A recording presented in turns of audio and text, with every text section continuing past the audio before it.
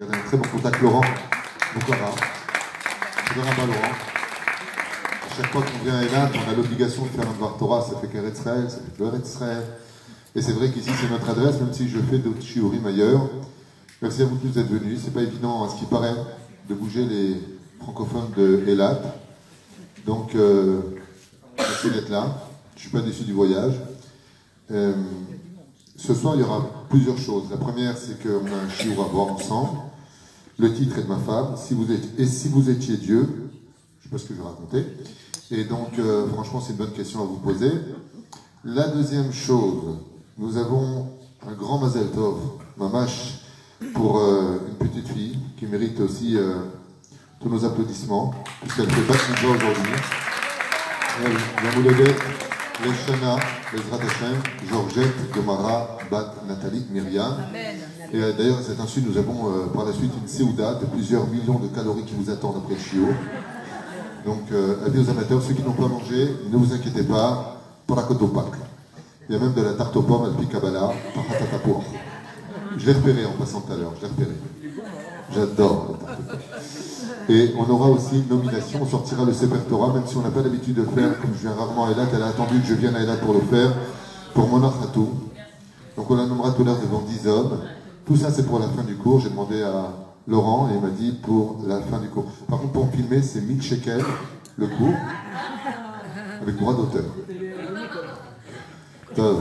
Les droits d'auteur sont pour Dieu parce que c'est la Torah d'Hachem.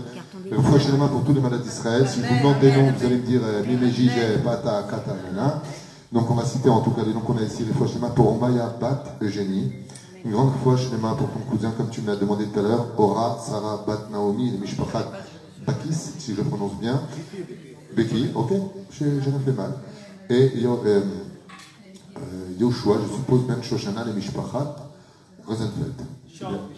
Chaillot, autant pour moi, parce que tu as collé les lettres, elle dit corrigé. Voilà.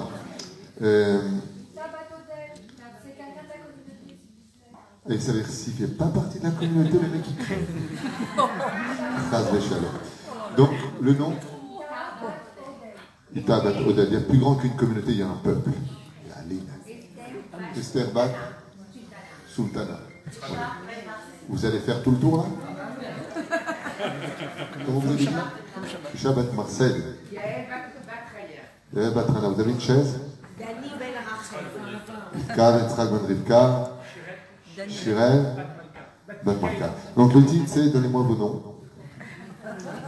Mais vous avez raison. Je vous dis franchement, quand on écoute un Dvar Torah, la valeur de la Torah est si précieuse que quand on aime des gens qui sont malades, on veut que ce shiur soit dédié pour lui, et je vous comprends très bien. Donc il y a la plaisanterie, il y a le sérieux, et c'est vrai qu'à travers les deux, il y a moi.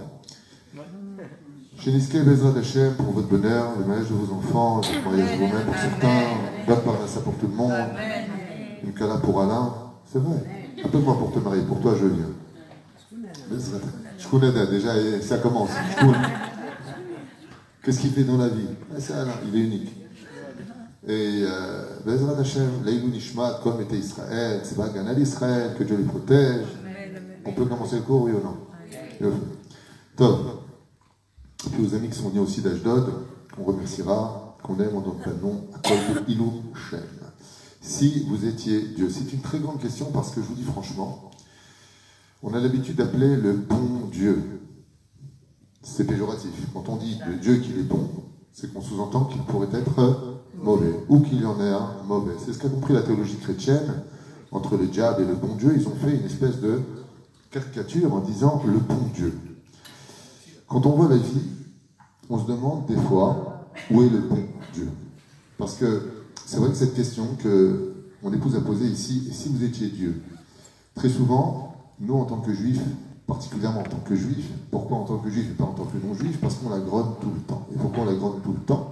Parce qu'on a un Yetzerara qui dépasse très loin la Bechira des non-juifs. C'est-à-dire que si je devais définir une énorme différence entre Israël et les nations du monde, les Chachamim nous disent ce qui différencie un juif d'un non-juif, essentiellement, c'est le degré de Bechira, c'est-à-dire le degré de libre arbitre.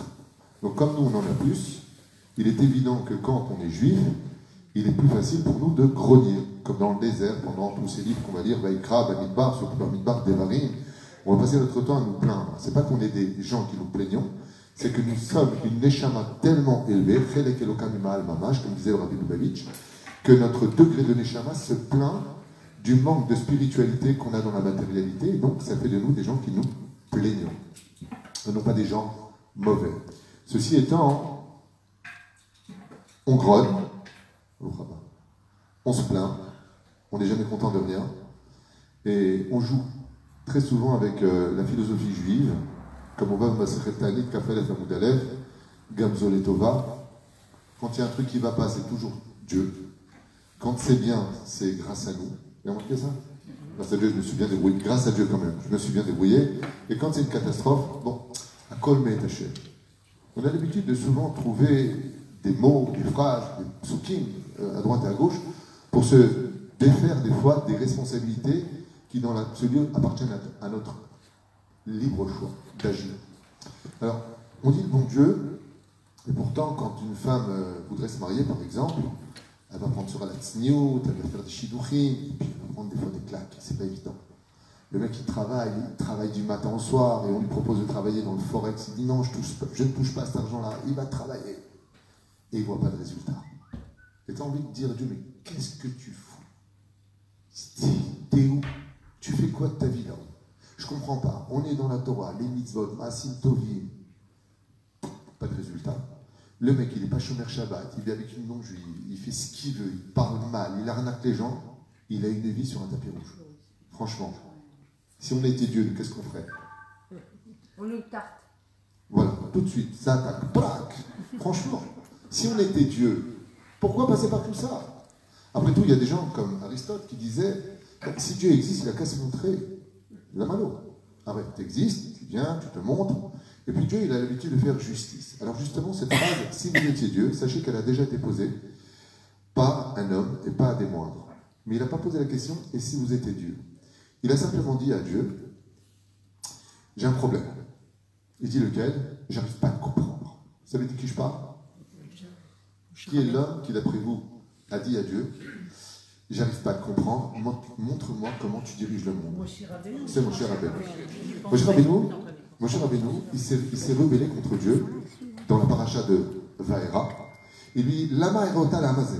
Pourquoi est-ce que tu fais du mal à ce peuple? Et Dieu lui dit, tu viens de perdre ton srout de rentrer en Eretz Israël. Pourquoi?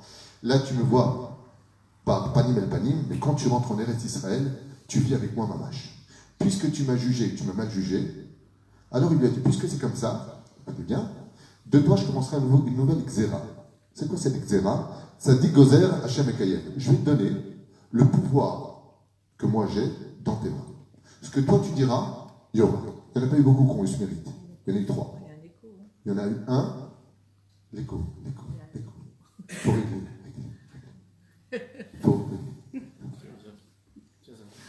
Alors, il y en a eu 3. Il y en a eu Zachor et Top. La Gemara nous dit que lui, il a eu qu'une seule clé sur les clés que Dieu n'a pas voulu donner dans ce monde, qui sont la vie, qui sont la pluie, qui sont la parnassa et la naissance, donc apporter un enfant au monde. Comme ça dit la Gemara dans Taïm. Aval, il y en a eu un qui a eu toutes les clés. Ce que lui a fait comme des xérotes, personne ne les a eu. C'est Rabbi Shimon Bar Yochai.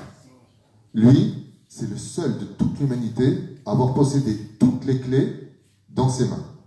Et pourtant, Rabbi Shimon Bar Yochai n'a pas utilisé une seule fois une de ces clés. Ça veut dire qu'il s'est remis à la destinée du monde sans utiliser ses clés. Il y en a un autre qui a eu le même pouvoir, je vous le dis dès maintenant, mais lui, il l'a laissé cacher. C'est Rabbi Nachman de Breslev. Rabbi Nachman, dans le Chayim Oharan, sachez-le comme ça, vous l'apprendrez, a eu tous les pouvoirs sur terre. Seulement, non seulement il ne les a pas utilisés, on ne connaît pas les miracles de Rabbi Nachman, on connaît les contes. Je ne sais pas si vous connaissez la différence. Quand tu prends le livre de Rabbi Yaakov Bohatzer, on vient de faire Saïloula, Baba Salé, le Rabbi Lubavitch, waouh, t'entends des histoires, tu dis mais c'est pas possible, c'est un Tintin ou c'est Walt Disney, c'est quoi? Ils ont fumé avant d'écrire, c'est pas possible. Ouais. Mais tu prends Rabbi Nachman de Breslev, t'as pas un seul miracle, t'as que des contes. Dans Chaim Oharam, on nous raconte comme ça qu'on demandait à Rabbi Nachman de faire des miracles. Tu peux le bénir? Rabbi Nachman disait non. Tu peux lui faire une bracha qui devienne riche, il nous a accueillis, il est pauvre, il souffre tellement. Rabbi Nachman, il disait, non, Toda Rabat, Skelimizot, au revoir. Ah oui, pourquoi tu fais ça? Rabbi Nachman avait atteint un degré qui correspond parfaitement à ce coup. Rabbi Nachman a dit à Dieu, je veux tout être, sauf toi. Prends tes responsabilités, je te remets le sceptre de la direction du monde dans tes mains. S'il doit être malade, qu'il soit malade. S'il doit être bien, ça ne veut pas dire qu'il ne va pas prier. Attention, il ne reste pas fataliste de la destinée de l'humanité. Il est acteur dans l'humanité, mais à un tel degré d'élévation que lui ne posera pas la question qu'a posée Moshe Rabbeinu. Et comment Moshe Rabbeinu va formuler cette question de « et si vous étiez Dieu, mais à sa façon à lui » Ar enina et kevodecha. Il va demander à Hachem une tova. Il va lui dire, tu sais quoi Hachem, je ne comprends rien à ta façon de diriger le monde. Les pourris s'en sortent tout le temps bien. Ceux qui sont tzadikim, ils sont tout le temps malades. Quand ils étudient la Torah, ils disent, t'as pas 100 balles? Je comprends pas. Tu fais quoi? Pourtant, dans ta Torah, c'est marqué tellement de choses. Tu fais Shabbat, tu seras béni, Shabbat, Makor Aberacha, Boïkala, Shabbat Peteta. Tu te couvres la tête. Tu auras des enfants, t'as mis des Chachamim. T'allumes les bougies avec de l'huile d'olive. Et les banav, t'as mis des Chachamim. Tes enfants grandiront dans la Torah. Tu vois l'autre. C'est un clown. Sa femme, c'est la femme de Bozo. Tu vois le fils, il est Rosh Yeshiva. Tu vois le rabbin, tu vois sa femme. Son fils, tatouage, piercing, boucle d'oreille, boîte de nuit. Ech yachol liot. Ech yachol liot. Et sur cette phrase-là, les Chachamim nous disent, Ayan Midrash Tanchuma, que Moshe Rabbeinu n'a tellement pas compris comment on faisait les choses, qu'il lui a dit, je ne veux pas prendre ta place, mais je voudrais comprendre, je voudrais être le miroir. C'est pour ça qu'en hébreu, les lettres du mot Moshe, si je mets face à un miroir, j'ai les lettres du mot Hachem. Non. Lettres. Gematria, c'est El Shaddai. Aval, au niveau des lettres, Moshe, Mem, Shin, He, tu le vois, Panim, El Panim, comme c'est marqué dans la Torah, il reflète la pensée divine. Pourquoi? Parce que Moshe Rabbeinu, descendant vers le peuple, voulait expliquer au peuple le pourquoi des choses. Voilà pourquoi Moshe Rabbeinu n'a pas compris l'essence même de la direction divine. Alors, nous, ce qui nous intéresse, c'est quelque chose de simple. Dans ce shiur qu'on va voir aujourd'hui, ça dépendra comment on va essayer d'approfondir, c'est de voir ensemble, BMF, pourquoi à nos yeux, les choses nous échappent à un tel degré qu'à la fin, on finira par dire la phrase la plus intelligente, je ne comprends pas. Vous savez, quand un juif dit « je ne comprends pas », la vérité « je ne comprends pas », c'est qu'il vient enfin de mettre les pieds sur le seuil de la compréhension divine. Il n'y a que quand tu as compris que tu ne comprends rien que tu peux enfin commencer à comprendre. Mais celui qui commence à comprendre et qui est persuadé qu'il comprend Dieu, vous pouvez être certain qu'il est à l'extrême opposé. Merci. C'est des conchitas de la synagogue. C'est la cousine qui décède. Alors c'est ce qu'on va essayer de voir ensemble. Parce que je vous dis franchement, quand des fois j'entends des gens qui me disent « Mais tu sais quoi, si Dieu me donne un loto, je lui fais une yeshiva.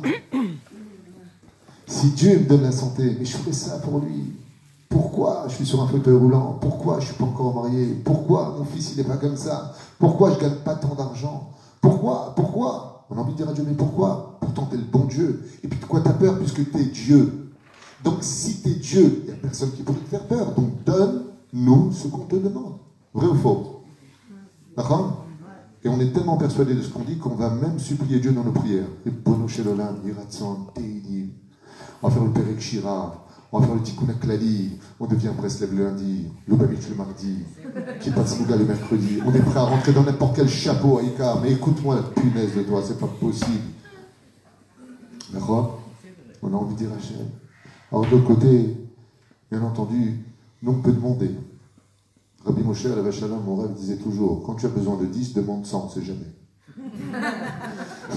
C'est pas une gaffe de demander plus. Aval.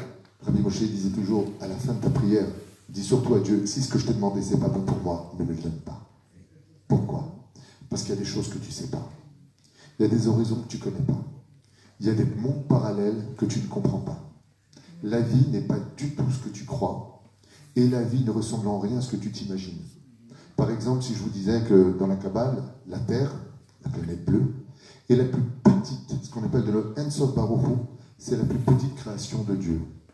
Vous entendez ce que je viens de dire? Le monde dans lequel on vit, c'est le plus petit des mondes que Dieu a créé. c'est ce qu'on appelle le microcosme, le En Sof Baruch Hu. Dieu il a fait un couloir pour se réduire à l'intérieur d'un des mondes les plus nazes et les plus petits qui soient, la Terre. Et pourtant, elle est belle, notre planète. Quand la Gemara dans Sanhedrin nous dit quand une personne meurt, si elle a eu le mérite de rentrer dans son monde futur, combien de mondes l'attendent? 310 mondes. La Gemara continue, elle nous dit non. Si c'est un vrai tzaddik, 1800 mondes qui n'ont rien à voir avec la Terre, qui sont beaucoup plus grands que la Terre. Mais de quoi tu parles? Comme si que nous, maintenant, on aurait besoin de 1800 mondes plus grands que la Terre. Déjà, tu me donnes un pays, je ne sais pas où j'habite. Quand tu vas me donner 1800 mondes, tu comprends, Alain, qu'on parle de choses que c'est pas palpable, de quoi tu me racontes, il y a l'espace, il y a les trous noirs, il y a les galaxies, mais de quoi tu me parles? Un monde de lumière, tu kiffes, tu n'as plus de souffrance. Mazé. Et la reine, étant donné qu'on n'a pas toutes ces réponses, étant donné qu'on ne comprend rien, parce que tout est tellement illogique pour des humains, tel que Dieu nous a façonnés, comme par exemple le mec, il est à la retraite. Il a travaillé toute sa vie. Toute sa vie. Il a cotisé. Maintenant qu'il arrive à la retraite, il veut enfin profiter de ce qu'il n'a pas pu profiter. L'éducation de ses enfants, de ses petits-enfants. Il ne les a pas vu grandir parce qu'il était métro, boulot ou dodo. Il n'a pas eu le temps. Quand il arrive à la retraite, enfin, le boomerang, la vie revient vers lui. Il est sa mère. Pourquoi? Parce que maintenant, il va recevoir une pension qui va lui permettre de survivre, dans l'absolu, mais enfin de profiter de la vie. Et qu'est-ce qui se passe? Tu vas où? Je suis le médecin. La rame qui se dilate, le menton qui est trop long. J'ai des rhumatismes, j'ai une sciatique, j'ai la belle-mère à la maison, j'ai Rasra, j'ai le Makara. Et quand il arrive, à la fin, Mayotse, met. Et là, le béto l'amour.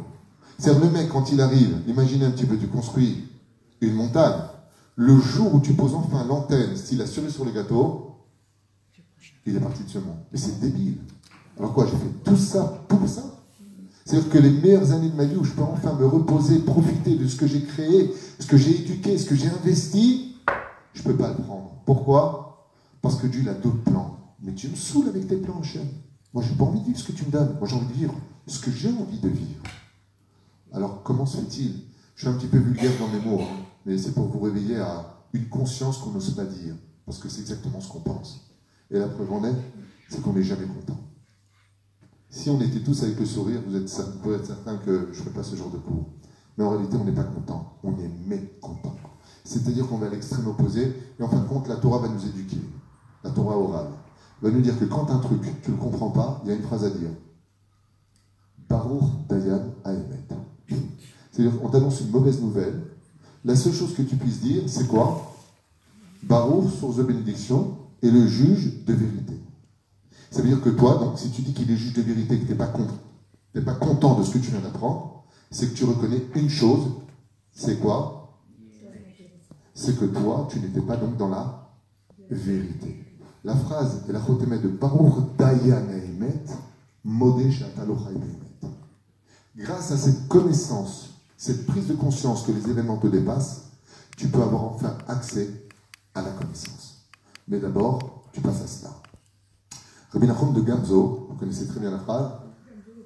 Gamzo Letova. C'est une phrase gratuite, d'accord? C'est-à-dire que tu as un truc qui ne va pas, tu te casses la jambe. Qu'est-ce qu'il y a? Gamzo Letova. Le mec qui perd son travail. Makara, Shtabach Shemolad, Gamzo Letova. Sa femme le quitte pour un autre. Makara, Gamzo Levato. Qu'est-ce que je peux dire? C'est-à-dire, est-ce que vraiment, si on pouvait dire autre chose, on le dirait? Non. Rabbi Akiva, il dit, Kol David Rahmana, l'état David. Tout ce que fait Dieu, c'est le bien qu'il fait. D'accord? Mais c'est dur quand tu perds ce que tu as donné, quand tu t'es donné à fond, quand tu as un homme qui a tout donné à sa femme et qu'elle te quitte pour des bêtises, quand tu as élevé tes enfants sur la Torah qui te disent goodbye pour 20 ans d'efforts, pour une fille, il abandonne tout. C'est dur. Tu as envie de dire à Dieu, mais Hachem, où sont tes promesses dans l'éducation? Je l'ai mis au cheder, je l'ai éduqué, je l'ai porté sur mes épaules, j'ai fait ce que... Pourquoi tu me fais ça? Et on lui dit quoi? Allez, si la racine est bonne, un jour, elle reviendra. Et toi, tu as envie de lui dire, mais qu'est-ce que tu fais? Mais qu'est-ce que tu me racontes? De quoi tu me parles? On a envie de dire Hachem, en deux mots, mais qu'est-ce que tu fais? Alors, moi, ce que je vous propose de faire, puisque ça, c'était la préface, c'est de vous parler maintenant de ce que vous ne savez pas, pour lesquels le Créateur du monde ne peut pas être ce que nous demandons qu'il soit. Mais avant de commencer, j'ai oublié de remercier une personne très importante pour moi, c'est ma femme qui m'accompagne partout où je vais. Voilà, Valérie, de la Mara. La cuisine qui l'accompagne. J'essaie de me débarrasser d'elle, je n'ai pas réussi, elle est toujours là. Les Nishmat. Les Nishmat de Valérie Rachel. Ah oui, Valérie Rachel, Bat. Efrat, Bat, Arlette Kouika. Bat, Arlette Kouika, Aléa Shalom, Alors pour en revenir un petit peu en arrière, on va essayer de faire ce soir, pour l'heure qui nous reste, parce que j'aimerais quand même vous donner aussi la parole, si vous avez des questions à la suite, 4 sujets que j'ai développés avec vous, qui viennent de venir à l'esprit en 2 mots. La première des choses, pourquoi, Béhémet, Dieu nous a créés? Première grande question. Et deuxièmement, qu'est-ce qu'il attend de nous? Chez l'Agdola. Alors je vais essayer d'être très bref dans les mots, il faudra vraiment vous concentrer. C'est de l'étude de très haut niveau, donc je vais essayer de le dire dans un langage très enfantine. D'accord?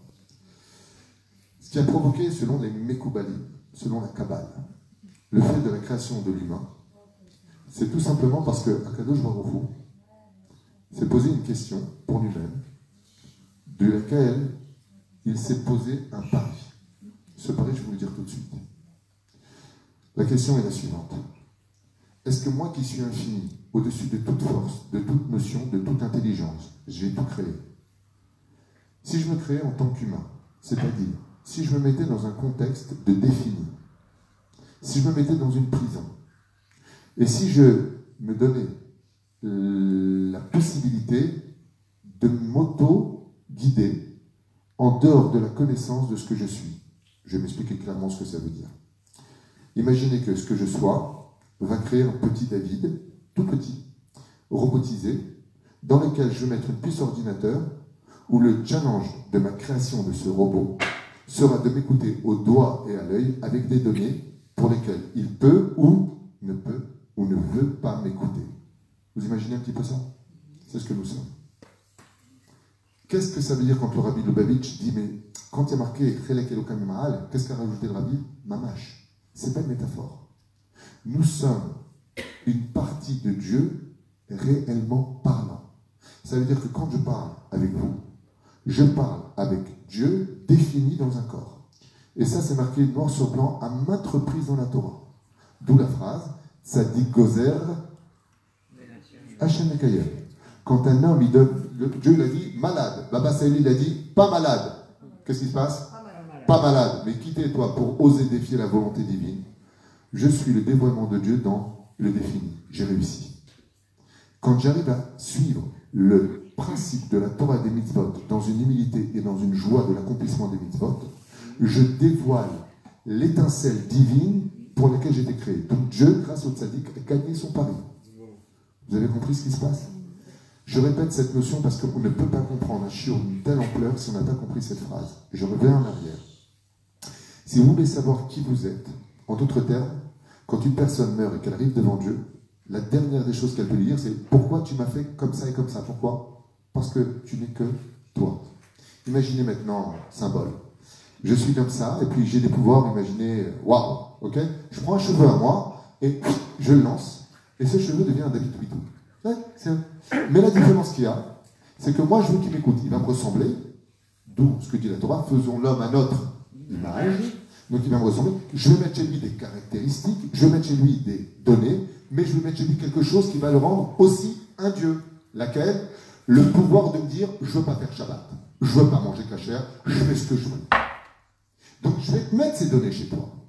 Dieu, qu'est-ce qu'il a fait comme challenge? Avant d'avoir créé l'humanité, rien ne pouvait s'opposer à lui. Qui peut résister à Hachem?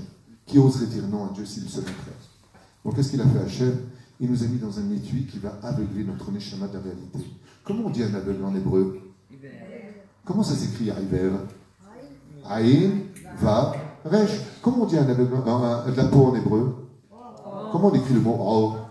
Aïn, Va, Resh. C'est les mêmes lettres. Pour t'enseigner que notre corps va jouer le rôle d'aveugler notre neshama du challenge pour lequel vous avez été créés. D'où l'importance de travailler la spiritualité pour faire taire le corps. Ça veut dire que notre corps quand il se fait beau, quand nous vivons à l'intérieur, on se sent bien, on a envie de manger, on a envie de boire, on a envie de profiter de ce monde. Ça, c'est ce que veut notre corps. Le but du corps, c'est d'aveugler notre neshama du réel, du émet absolu. Et donc, on ne le voit pas.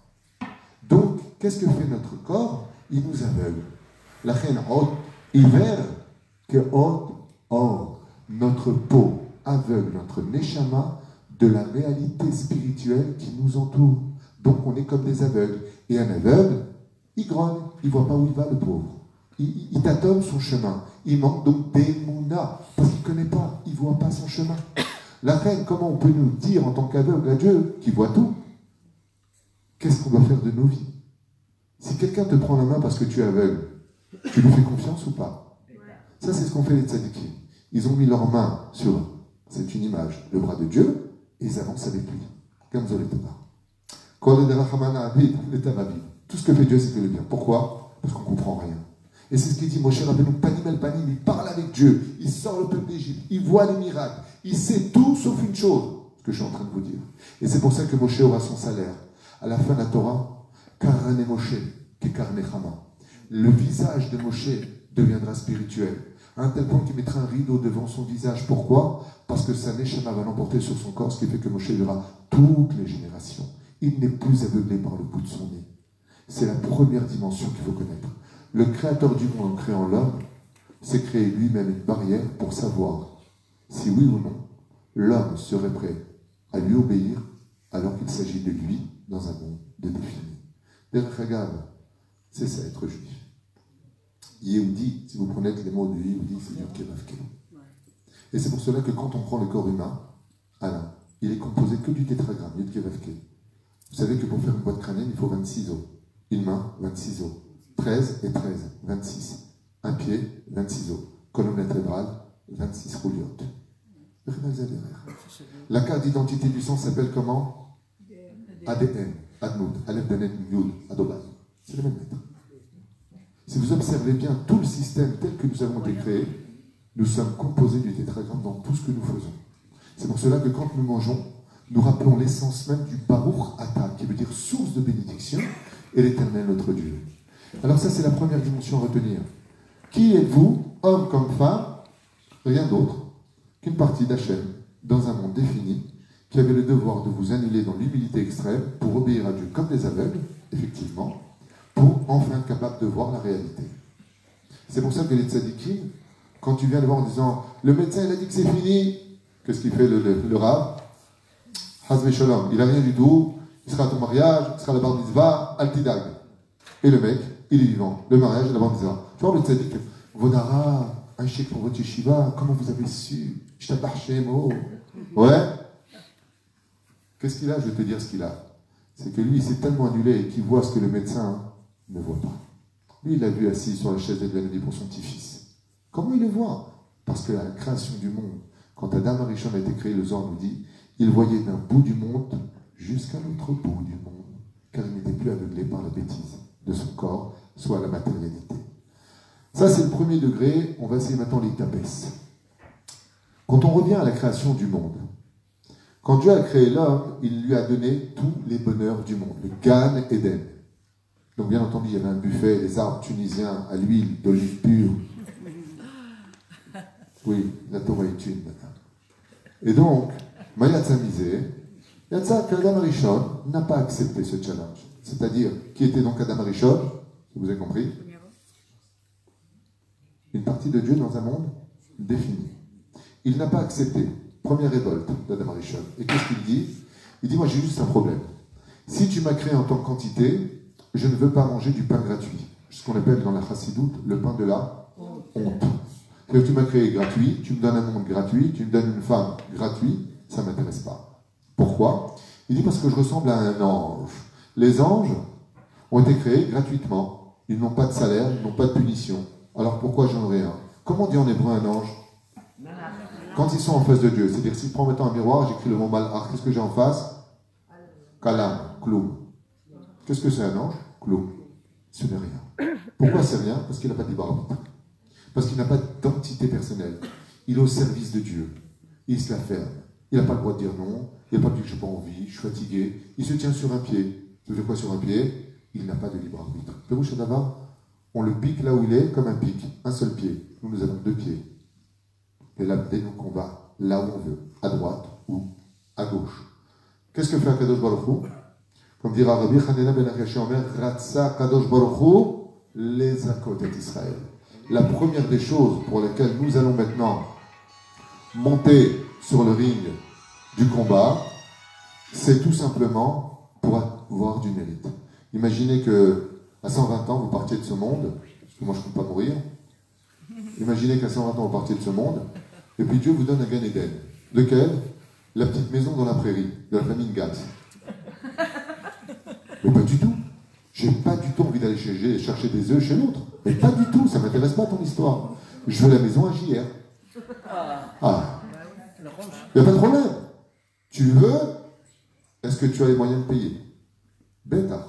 Shomer Shabbat, Shomer Mitzvot, Maasim Tovim, Ardout, j'ai étudié tout le monde, j'avais l'amour du peuple d'Israël, j'ai fait ma vie en Eretz Israël, je fais partie de la nation juive, pas d'une communauté. Je suis dans la nation d'Israël. Goy Mekerev Goy, comme j'expliquais tout à l'heure à la synagogue. Un peuple, j'ai sorti un peuple d'un autre peuple, car je veux être un roi. Et un roi comme un peuple, c'est pas un roi. Qu'est-ce qui fait de Dieu qu'il est le roi? 2 choses, quand on l'écoute et quand on est une nation. Sinon, mon peuple, salut René, salut André, salut Jacques. Non, un peuple, une nation qui s'installe. Goy Echad Ba'aretz, c'est ce que vous dites à la prière de Mincha. Une nation qui revient sur sa terre. La reine Akadosh Baruch Hu, Boré Olam, il te dit Habibi, Ani Bayam Kolze. Seulement moi, ce que je vais faire, c'est de donner du mérite. Alors je voudrais poser une question. Vous allez me dire ce que vous en pensez. Vous êtes prêts? Très bien. Le mec, il fait Shabbat, il est blindé de chez blindé. Qui sera Shomer Shabbat demain? Tous. Tous. Bonne réponse. Imaginez demain que ça y est, la femme qui met le kissouille, ses enfants, c'est le blond. C'est le blond. De Gad Elmaleh, il y a un blond chez lui. Il est parfait. Il sait nager sans faire des éclabousses, il sait nickel le mec. D'accord? Oui, maman. Oui, papa. Je vais me coucher. Vous pouvez partir en vacances, nous ne nous battrons pas. Qui mettra le kissouille? Toutes les femmes. T'es Shomer Shabbat, tu as la Audi Q8, injection Taras. Devant le truc. Tu étudies la Torah, ta femme, elle est comme la mienne. Qui c'est qui ne va pas étudier la Torah? Ça veut dire que si les résultats de nos mitzvot donnaient des fruits immédiatement devant nous, qui pratiquerait la Torah des mitzvot? Et qu'est-ce qu'on aura annulé? Le libre arbitre, puisque conséquence égale résultat. Ça veut dire que si demain le mec étudie la Torah, il a la forêt de Rabbi Shimon Bar Yochai qui s'est remplie d'or, la vallée, ouais. Moi aussi je vais être religieux. Imaginez tout celui qui travaille à la découverte à la banque, tout celui qui va en yeshiva, il est multimilliardaire. Qui va faire la banette demain? La baguette. Qui va la faire la banette? Pérouche Adabar. Si maintenant, pour faire une synagogue, vous ne savez pas combien nos 2 amis ici présents ont trimé financièrement, combien on a parlé pour cette synagogue, combien c'est dur. Chaque millimètre coûte une tonne d'oseille.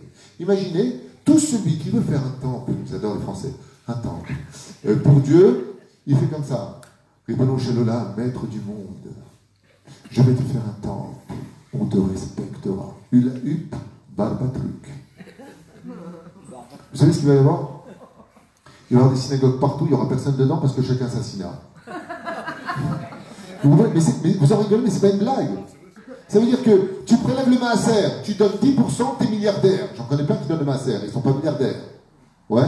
Mais imagine que ce soit comme ça. Mais, Rav Tuitou, vous prenez du maaser pour votre yeshiva? Lama, j'ai envie de devenir riche. C'est Pérouche Adavar, que la Kadosh Baruch Hu a voulu donner du mérite. Ce mérite, c'est pas de faire Torah en mitzvot. Le mérite de la Torah et des mitzvot, ce n'est pas ça le mérite. Irba lahem, le mot irba, il a multiplié. Je vous donne un petit secret d'étude, comme ça vous saurez de quoi vous parlez. Quand tu viens et que tu dis irba lahem, Torah ou mitzvot, c'est pas que Dieu nous a donné le Shabbat, Yom Tov, Chol HaMoed, Tfilin, Rashi, Rabbi Nutan, Shimush et Rabbah. C'est pas ça dont on parle. Ça c'est le pshat pour les enfants au Gan. Irba, il a multiplié au-delà des mitzvot que tu dois faire, comme dit Rabbi Tafon, tu as été créé pour ça. Quoi? L'illogisme de ce que tu fais. C'est le mec qui met ses tefilines, il arrive au travail, il se fait renvoyer. Mais il a envie de dire, Ribono Shel Olam, tu me fais virer parce que j'ai mis tes tefilines, protège-moi, aide-moi. Il dit non, il rebattait le du mérite. Tu as mis tes tefilines, est-ce que tu es capable de rester dans la joie maintenant que tu as perdu ton travail à cause d'une mitzvah? Mais je ne comprends pas, Hachem, excuse-moi. Il y a marqué celui qui est dans la Torah et les mitzvot, tu le protèges. Je perds tout. Avant, j'étais chiloni, j'avais tout. Il n'y a pas de problème. Depuis que j'ai fait Tchouva, même César, il a mal au pouce. J'ai tout perdu. Mais pourquoi? Irba, vas-y Irba, si vraiment tu veux du mérite, c'est pas quand tu vas accomplir la Torah des mitzvot. Heureusement que tu le fais. Oy varol si tu ne le fais pas. Attention pour prendre les fesses. C'est pas ça le truc. Le truc, c'est est-ce que tu es capable de rester fidèle quand tu vas faire Torah mitzvot et que rien ne sera logique. C'est là qu'elle mérite. Sinon, c'est plus du mérite. Et le mec, il te dit, regarde, je te donne 12 000 euros, tu prends tous ces cartons, tu les mets là-bas. Tu l'as fait, tu prends 12 000 euros. Ben, tu as fait un travail. Le mérite, il est dans le fait de faire la Torah des mitzvot et que je reste dans un illogisme absolu. Alors, je vais engendrer sur ce mérite un autre degré qu'on va attaquer tout de suite, qui s'appelle la Emouna. Akadosh Baruch Hu bara. Cette direction extraordinaire qu'on appelle la Emouna. Et c'est quoi la Emouna? C'est que comme je ne peux pas rester sans réponse, du mot Teshuva en hébreu qui veut dire aussi bien revenir à Dieu que le mot réponse, je ne peux pas rester sans réponse. Alors qu'est-ce que je vais mettre comme point d'exclamation dans ma vie vis-à-vis d'Hachem? Une seule chose. Ça s'appelle la Emouna. Étant donné que je n'ai pas de réponse, mon seul joker pour survivre à mes épreuves, c'est la Emouna. Ça veut dire que je vais adhérer à Dieu en me taisant parce que maintenant, je n'ai plus d'autre choix. Ani ma'amin. En quoi tu es ma'amin? Que Akadosh Baruch Hu il m'aime vraiment. Que Akadosh Baruch Hu bémet, il veut mon bien. Que Akadosh Baruch Hu be'ezrat Hashem baruch v'talei shmo la'ad, il ne me ferait jamais de mal. Je suis ma'amin, mamash, que Hashem il est avec moi tout le temps. Mais d'abord, il faut avoir du mérite. Le mérite engendre la Emouna. Et je vais vous dire quelque chose. Troisième palier qu'on attaque tout de suite. Les tikkunim. Alors, les tikkunim, c'est les réparations. Je vais vous expliquer de quoi on parle. Pour pouvoir comprendre Dieu, je vous dis franchement, il faut être papa. Quelqu'un qui n'est pas papa, ou qui n'est pas maman, ne peut pas comprendre comment ça se passe. C'est impossible. Sinon, il vit dans un monde de bisounours. Parce qu'en général, on adore nos enfants. On vénère nos enfants. Ils sont la raison de vivre, ceux qui nous ont rendus parents. On aime nos enfants, ils sont une partie de nous. Il y a quelque chose qui s'est transmis à travers un autre corps. Ça vous fait rien d'entendre ça? C'est quoi un enfant? Selon la médecine, je ne parle pas de Torah. C'est la semence de l'homme et l'ovule de la femme qui vont créer le sang venu de la femme, les os par exemple venus de l'homme. Il y a tout un contexte qui vient des gènes qui vont passer chez l'enfant. Donc, je vous repose la question. Qu'est-ce qu'un enfant? Une partie des parents. Qu'est-ce que nous sommes nous? Une partie de Dieu. Tout comme toi, tu vas engendrer un enfant qui va avoir ton ADN, qui va être la suite. Comprends bien, toi aussi, d'où tu viens. Dieu t'a créé comme son fils. Donc, il va mettre ses gènes. Tu vas avoir un bon cœur, tu vas travailler tes midotes. Ouais. Mais quelle différence? Est-ce que nous, on aime ou on n'aime pas nos enfants? On aime nos enfants. On veut leur bien ou on veut leur malheur? On veut leur bien. Et pourtant, combien de fois on a dit non à nos enfants? Va dans ta chambre. Fais gaffe, tu vas t'en prendre une. Arrête de faire ça. Et qu'est-ce qu'il te dit ton gosse? Papa, il est caca. Pourquoi il dit ça? Maman n'est pas gentille. Pourquoi il dit ça, le mec? Vous savez pourquoi il dit ça? Parce que lui, il ne comprend pas pourquoi il va prendre une claque sur les mains parce qu'il a voulu mettre 2 clous dans une prise. Et maman lui dit, arrête, c'est dangereux ce que tu fais, il ne faut pas t'approcher d'ici. Elle le retire. Le gosse, il s'appelle de naissance. Ah, qui couplite? Qu'est-ce qu'il fait dans la vie? Il est plite, professionnel. Ouais. Il remonte sur le truc, il prend 2 clous et dit à sa mère, il veut les faire. Voilà. Elle lui dit, mais t'as allumé ou quoi? Problème. Elle lui prend les 2 clous, elle les met encore plus haut, elle lui donne une tape sur les fesses. Et l'enfant, il se met à pleurer. Seulement, qu'est-ce qui va se passer? Si vous posez la question à un enfant, dit Rabbi Nachman, pourquoi il pleure? Il te dira, parce que maman, elle est méchante. Pourquoi elle est méchante? Parce que je voulais faire un truc, et elle ne veut pas que je le fasse. Qu'est-ce qui manque à l'enfant qui pleure et qui se plaint? Une chose, la connaissance que s'il avait mis ses 2 clous, il aurait été électrocuté. Et que sa mère, quand elle lui a donné une grande tannée, c'était pour le laisser vivre.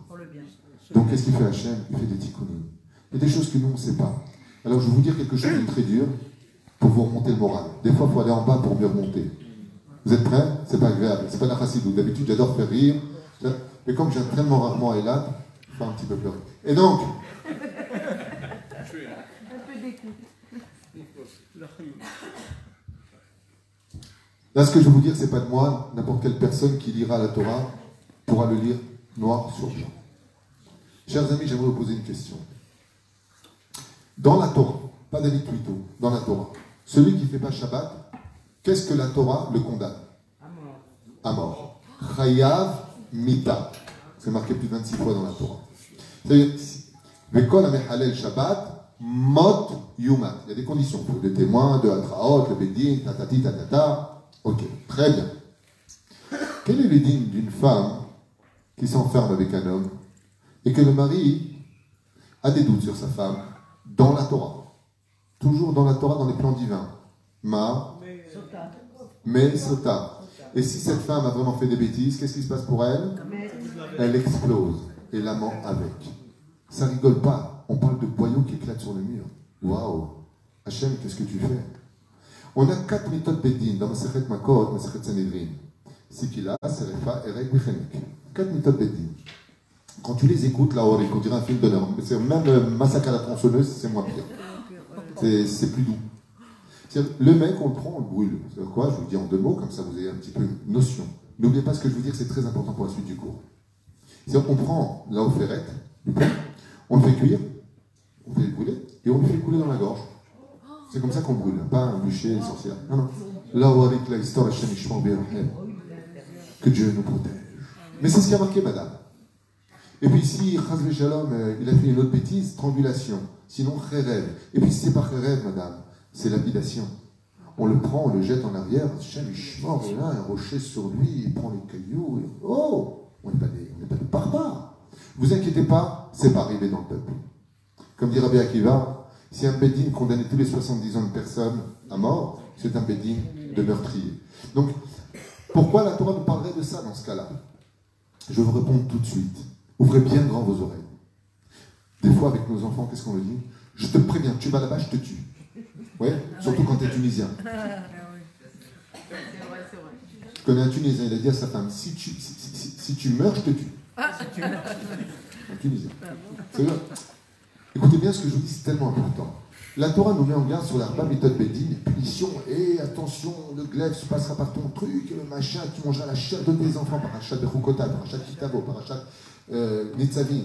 Mais des trucs, et tout le peuple répondra Amen. Oh, on se calme, Chia, cool, and the gang. Mazé, oh, c'est cool.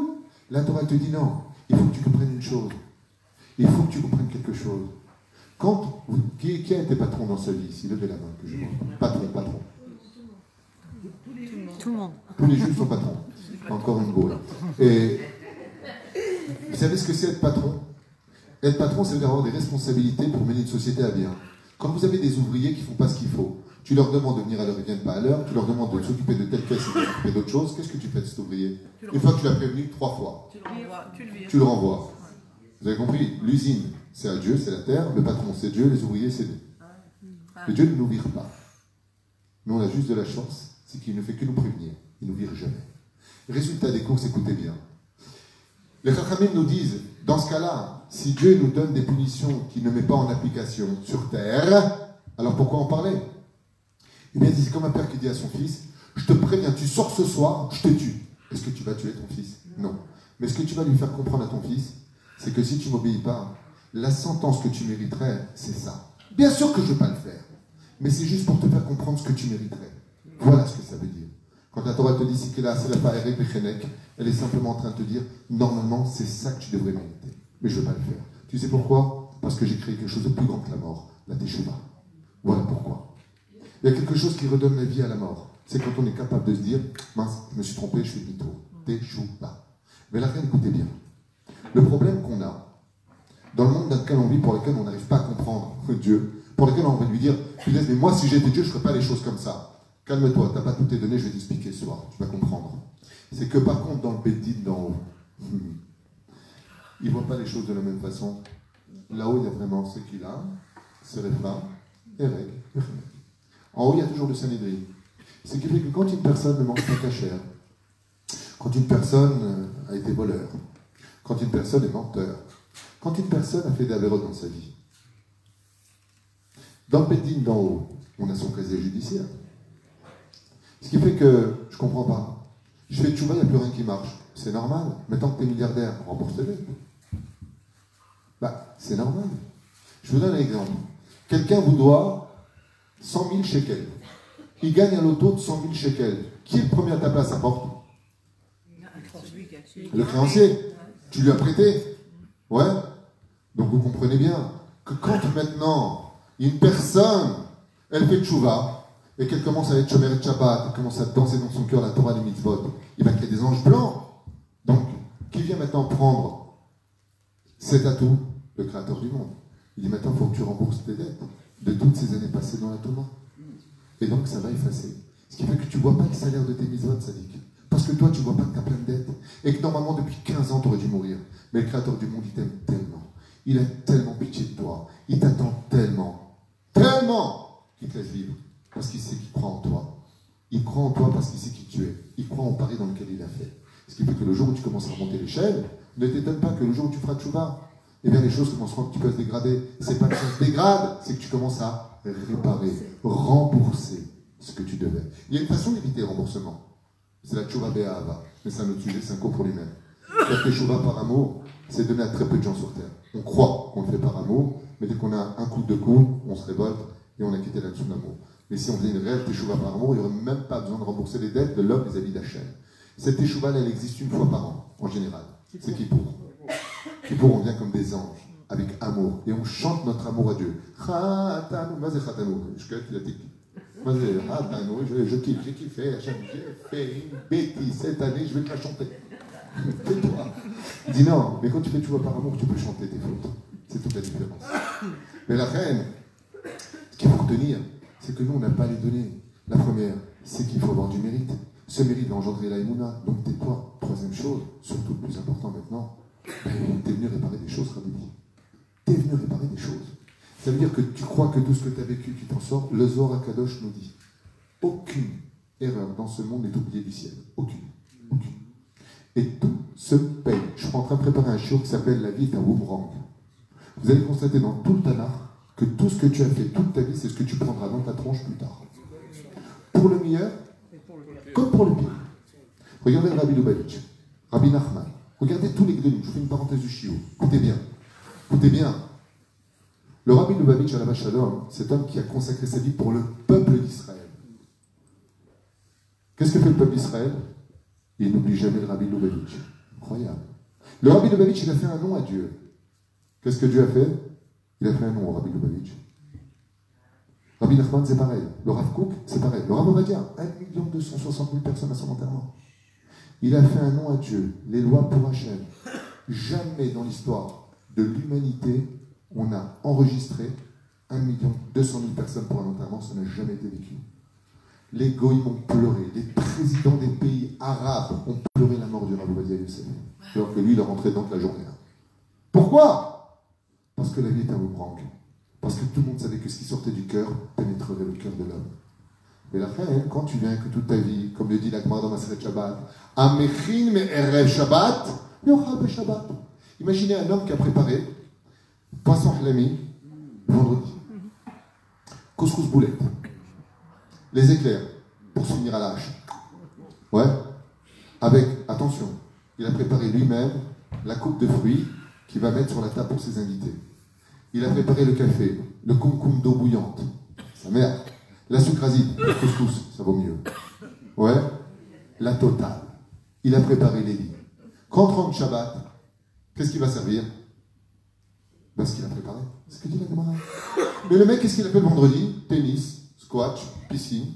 Il arrive, il dit, qu'est-ce qu'on mange? Eh ben, qu'est-ce qu'on a préparé? Rien. Alors, qu'est-ce que tu mangeras? Eh ben, rien.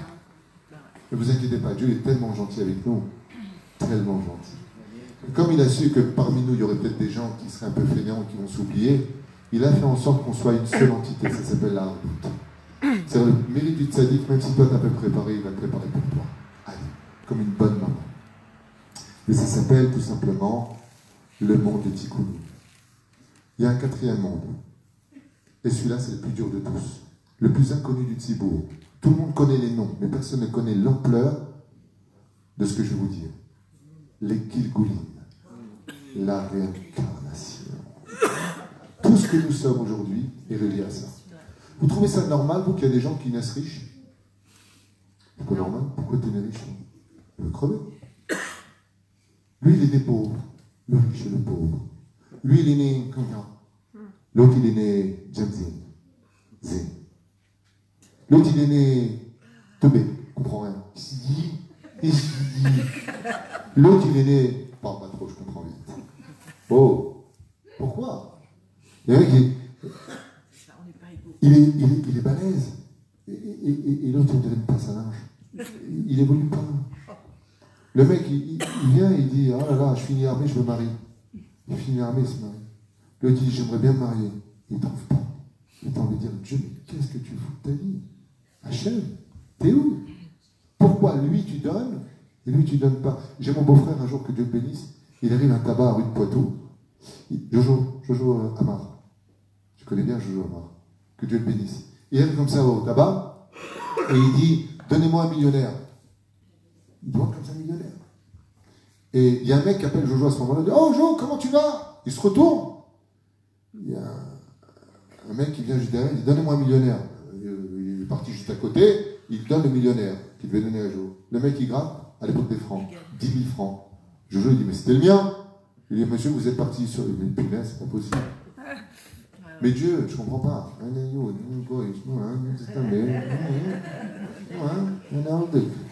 Je suis ton fils, Dieu, regarde, j'ai la bride ménage. Tu vois pas ou quoi? Tu veux des lunettes ou quoi? C'est quoi une affaire de lui? Pourquoi tu donnes 10 000 francs et moi non? Surtout que j'ai demandé ce billet-là. Ouais? C'est comme un jour Julot. Il fait un loto. Il donne ça à Mordechai, son frère, Didier Al-Vachalom. Le lendemain, il regarde comme ça, mercredi soir. Il voit les numéros, ils sortent exactement comme le tiercé, tous. Il est comme un fou, il fait des plans, il va s'acheter la maison, Je parle de ton frère. Il appelle son frère le lendemain, il lui dit, où est le loto? Il dit, j'ai pas joué. C'est pas des fautes, tu prendras un Julot, il t'en racontera. C'est lui qui m'a raconté. Lama, Hachem, j'avais l'occasion de prendre le loto. Lama. On a envie de poser des questions. Non, tu dois pas être riche, pas aujourd'hui. Et tout ça, c'est dû à quoi? Toute cette injustice à la réincarnation. Alors, je vous explique en deux mots, c'est quoi? Par rapport aux Mazalot, d'ailleurs, tout ça, ça figure dans mon livre, les Mazalot, où j'explique ça par rapport à chaque mois dans lequel on va naître. C'est des caractéristiques que j'explique profondément dans ce livre. Mais simplement pour vous tenir un petit peu au courant de ce que ça veut dire. Quand Moshe Rabbeinu Alav Shalom a demandé à Dieu, Enina et Kevodecha, montre-moi comment tu diriges ta vie, Hachem, il a demandé à Moshe de se retourner. Et il va se retourner, Moshe Rabbeinu. Et qu'est-ce qu'il va voir? Une histoire. Vous avez 2 minutes? Je vais vous raconter cette histoire. On en a 5 minutes. Sécurité, est-ce qu'il y en a qui peut la sortir? Takshifto. Moshe Rabbeinu il est au Har Sinaï. Il dit à Hachem, montre-moi comment tu diriges ton monde, j'en peux plus de ce que je vois. Pharaon, le Baradam Ad-Din, ouais, il fait ce qu'il veut. Tu lui sauves la vie à la mer Rouge. Moi, je rentre pas en Eretz Israël, alors que c'est moi qui me suis occupé du peuple, c'est moi qui l'ai fait sortir. Hachem, montre-moi comment tu diriges ton monde. Et voilà ce qu'il va lui dire. Retourne-toi. Moshe, à ce moment-là, se retourne. Et il voit, comme dans un cinéma, un écran devant lui, comme ça raconte le Midrash. Un cavalier qui surgit du fond de la nuit. Vous rigolez? C'est pas une blague. Et ce cavalier n'est autre qu'un colonel qui est en retraite avec une énorme bourse d'or, des pièces d'or, qui valent une fortune. De quoi s'acheter 5 Audi. C'est là? Il est comme un fou. Seulement, tagadak, voilà les Dalton. En prenant un virage, sa bourse se détache de la selle, tombe par terre. Mince. D'abord, c'est pour les boules. Le mec, il a travaillé toute sa vie. Il a donné sa vie à l'armée. Il sort avec sa retraite, tout ça dans un sac, comme à l'époque. Et sa bourse tombe par terre. Maintenant, lui, il est vieux. Il a 70 ans, il est crevé. Il n'a pas une Ferrari, il a juste un cheval. Juste derrière, il y a un jeune qui vient, un cheval, pareil, il passe là-bas, juste après lui, et il trouve la bourse. Il a 20 ans. Il est comme un fou.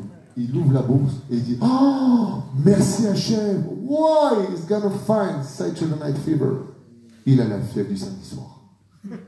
Il est comme un fou. Il prend, il regarde autour de lui, peut-être c'est quelqu'un, il ne sait pas. Et tout ça, Moshe le voit. Il prend cette bourse, il l'attache bien à sa selle et il continue son chemin. Voilà que juste après, il y a un clochard. Tu dis, il n'a pas de cheval, il marche à pied. Et malheur pour lui, il se repose où? Exactement à l'endroit où est tombée la bourse. Maintenant, le colonel, lui, en ayant pris son virage, il réalise qu'il n'a plus la bourse. Il fait demi-tour. Il arrive sur les lieux et qui voit à l'endroit plus ou moins où ses rappels ont entendu du bruit? Un clochard. Il se jette de son cheval, il enlève l'épée de son fourreau et lui dit, rends-moi mon argent. Tu as trouvé mon argent. Il lui dit, Wallah, je te jure, je viens d'arriver, je ne l'ai pas trouvé. Il lui dit, Al-Kana, je vais te tuer. Il lui dit, je te jure que je n'ai pas pris ton argent. Il lui dit, tu es tellement bourré, tellement pauvre, tellement à la panique, que tu as dû l'enterrer. Je te pose la question une dernière fois. J'ai plus rien à perdre. Rends-moi ma bourse ou je te tue. Il lui a répondu, fais ce que tu veux. Le colonel prend son sabre et tranche la gorge de ce pauvre monsieur qui n'a absolument rien fait, ruiné, fatigué, un peu avec du vin, c'était la seule chose qui lui donnait du bonheur, et il meurt devant lui. Mon cher Rabbeinu, quand il voit ça devant lui, il se retourne vers la Shrina, il dit, Anna Hachem, Aréné, Aréninet, Kevodech, je t'en supplie, Hachem, je ne peux plus. Le mec, il a travaillé toute sa vie. Il perd tout. T'as un jeune de 20 ans qui n'a même pas commencé à lever une caisse dans sa vie. Il devient milliardaire. Et l'autre, qui n'a absolument rien fait, paye pour une injustice pareille. Et Akadosh Baruch Hu lui dit, chut, donc, arrête de parler, lui dit. Retourne-toi et regarde. Et d'un coup, mon cher Rabbeinu se retourne vers ce film. Vous avez compris? Et c'est à ce moment-là que, comme il est tard, on continuera cette histoire à la prochaine. Non, c'est une blague, je fais dans tous mes cours. J'adore faire ça, je fais le Shabbat avec eux. C'est au moment où, oui, c'est comme dans les films, à l'époque de Dallas, c'est au moment où JR ne voyait pas, mais là, que ça s'arrête, il fallait attendre le samedi prochain. À ce moment-là, mon cher Rabbeinu Alav Shalom, il voit toute une histoire. Et il y a marqué comme ça, hein, voici cette histoire, 70 ans avant. Avant quoi? On ne sait pas. Bonnet. Un homme, un colonel d'armée, voulait absolument faire des affaires. Il avait 20 ans. Et on lui a proposé d'acheter des tonneaux de vin d'une valeur incroyable, 20 tonneaux de vin, qui venaient à l'époque de l'autre côté de la Turquie. Il avait besoin d'argent. Et qu'est-ce qu'il a fait? Il y avait un puiseur d'eau dans la ville qui gagnait des sous, un par un, en vendant des seaux d'eau. Avant, il n'y avait pas comme aujourd'hui le robinet. C'était des porteurs d'eau. Et il dit à son bras droit, est-ce que tu peux me trouver quelqu'un qui serait prêt à me prêter une énorme somme d'argent? Il lui a dit non. Après avoir réfléchi, il a dit, dis-moi, j'ai peut-être une idée. Le puiseur d'eau, il est âgé aujourd'hui. Il a 70 ans. Je ne l'ai jamais vu acheter quoi que ce soit de neuf. S'il met à chaque fois les sous qu'il a de côté, à mon avis, depuis toutes ces années, il doit avoir la somme dont vous avez besoin. Il lui dit, fais-lui un deal, va le voir. Dis-lui qu'il nous prête cet argent et que 3 jours plus tard, je lui donnerai la moitié de ma fortune en vendant les 20 tonneaux de vin que j'ai déjà comme potentiel de vente puisque j'ai les acheteurs. Qu'est-ce que fait le bras droit? Il va voir le puiseur d'eau, qui était un vieux monsieur de 70 ans, et il lui dit, regarde, aujourd'hui tu es dans une situation extraordinaire, tu peux devenir extrêmement riche, arrêter de lever ces seaux sur tes épaules, si tu veux m'écouter. Il lui a dit, de quoi il s'agit? Il lui a dit, voilà, est-ce que tu pourrais me prêter tout l'argent que tu as de côté? Il lui a dit, combien de pièces tu as? Il lui a dit, j'ai beaucoup de pièces que j'ai transformées en pièces d'or. Il lui a dit, depuis toutes ces années, combien tu penses avoir de pièces? Il lui a dit, j'ai un gros sac de pièces d'or. Il lui a dit, regarde, mon maître en a besoin. Si tu me la prêtes pendant 3 jours, on te double ce sac de pièces. Il lui dit, d'accord, fais-moi un contrat. Il n'est pas bête. Il fait un contrat. Une fois qu'ils ont fait le contrat, il lui apporte cette bourse en or. Et le bras droit l'apporte à son colonel, enfin, à celui qui devait faire cette transaction. La transaction se fait, l'argent aveugle les hommes, ils gagnent beaucoup d'argent. Le puiseur d'eau, après 6 jours, ne voyant personne venir taper à sa porte, va le voir. Et qui va voir directement le colonel. Il lui dit, vous savez, je vous ai prêté une bourse d'or pourquoi ne m'avez-vous pas payé? Il lui a répondu, moi je te dois quelque chose. Il lui a dit, enfin, pas vous directement. Il lui a dit, attends. Est-ce que moi je t'ai emprunté quelque chose? Il lui a dit, pas vous, votre bras droit. Il dit, mais mon bras droit, c'est pas moi. Va le voir lui et qu'il te rembourse. Il va voir le bras droit. Et à ce moment-là, le bras droit lui dit, mais moi, je n'ai pas te rembourser quoi que ce soit. Moi, je suis le bras droit, je suis un bras. La tête, c'est lui, tu as prêté ton argent à cet homme. Il dit, il n'y a pas de problème. Puisque c'est comme ça, je vais au Bédine. Ils allaient au Bédine, et là-bas, il y a un dayan. Il y a un vieux monsieur comme ça, qui repose bien avec sa barbe. Et le dayan, il écoute l'histoire du plaignant, et il dit, il faut convoquer le colonel. Justice soit faite. Voilà que, quand le colonel entend qu'il est convoqué au Bédine, il prend une petite bourse d'argent avec lui, une bonne cruche de vin, une grande valeur, il va taper à la porte du juge. Il lui dit, ah, comment allez-vous? Il dit, oh, je suis content de vous voir, mais je n'ai pas le droit de vous voir, demain vous devez passer au Bédine. Il dit, oui, bon. Vous savez, franchement, on ne va pas se comparer un piseur d'eau avec un colonel d'armée, vous plaisantez ou quoi? On n'est pas les torchons avec les beaux draps ensemble, vous êtes d'accord?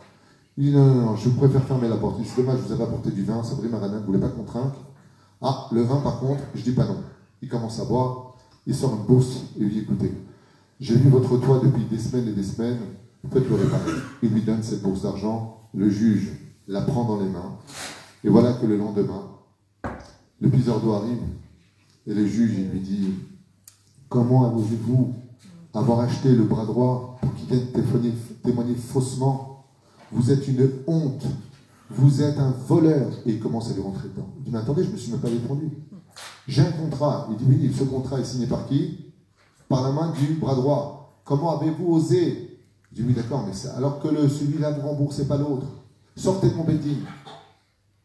Le piseur d'eau se révolte et va lever la main sur celui qui l'avait volé.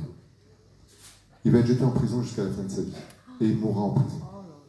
Moshe Rabbeinu, quand il voit ça s'arrête The End, comme dans les cinémas. Il revient vers Dieu avec des larmes. Il dit, Hachem, Menejemchi. Zéro, je ne peux plus. J'en peux plus de ta justice. Je ne peux plus. Kadosh Baruch Hu lui dit, maintenant tu vas comprendre. Il fait un décalcage. Il remet l'histoire numéro 1 de ce fameux colonel de 70 ans qui perd sa bourse, le jeune de 20 ans qui vient la prendre, le clochard qui meurt tué par une injustice. Et il les décalque sur les personnages. Il lui dit maintenant, Moshe, qu'est-ce que tu vois? Il lui dit, je vois que le colonel est celui qui a travaillé toute sa vie et perdu cette bourse d'or. Je vois que le piseur d'eau n'est autre que le jeune homme de 20 ans qui vient de trouver sa bourse. Et je vois que ce clochard n'est autre que le juge qui, pour de l'argent et une gorge mouillée, s'est laissé acheter pour une injustice qui a mené à la mort. Donc pour que la justice soit faite, il fallait qu'il meure parce qu'il a apporté la mort dans un homme. À cause du... Il est mort parce qu'il était saoul. Et il est mort pour une fausse accusation, parce qu'il accusait faussement. Tout est justice dans le monde d'en haut. C'est la réincarnation. Tu ne comprends rien parce que tu crois que tu es la nouveauté d'une histoire. Alors qu'en réalité, tout ce temps qu'on est, y compris moi, nous ne sommes que la suite d'une histoire. Et si je suis la suite d'une histoire, j'aimerais vous donner un machal de Bardomé. Imaginez que je vous donne un livre de 613 pages et que je vous donne une seule lettre de ce livre à lire. Est-ce que vous pourriez me dire de quoi parle le livre? Non. C'est impossible. Et pourquoi? Parce que pour comprendre un livre, il faut lire du début à la fin l'histoire. Le seul qui connaît du début à la fin notre histoire, c'est qui? C'est Dieu. Donc quand Dieu te dit que ta lettre, elle n'est pas à ta place, que cette lettre-là doit être dans tel et tel mot, dans tel et tel lieu, de quoi tu te plains? Parce que lui sait ce que toi tu ne sais pas. La reine, jamais on pourra dire à une personne, et si toi tu étais Dieu? Parce que personne n'a les données que Dieu possède.